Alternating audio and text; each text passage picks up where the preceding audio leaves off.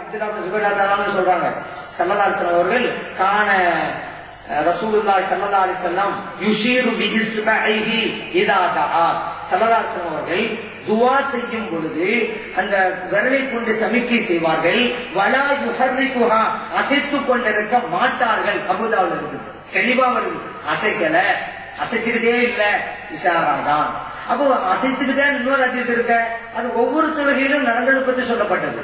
நம்ம சமைக்க செய்தாலும் அசைத்துத்தான் ஆக வேண்டும், அசைக்காம இருந்தா சமைக்க செய்ய முடியாது. இப்படி வரல, அசைச்சாதான் சமைக்க வரும். அந்த அசைவு அசைச்சுக்கிட்டே இருந்தங்க அர்த்தம் அல்ல. இந்த விளக்கத்தை நான் சொல்லவில்லை.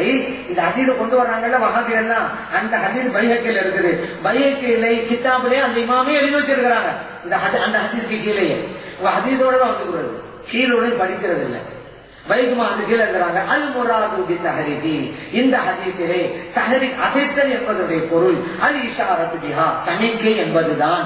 லா தக்ரீபு தஹரீகஹா, அசைத்துக் கொண்டே இருத்தல் என்பதல்ல. இதை ஹதீஸை பதிவு செய்த இமாம் அவர்களே விளக்கம்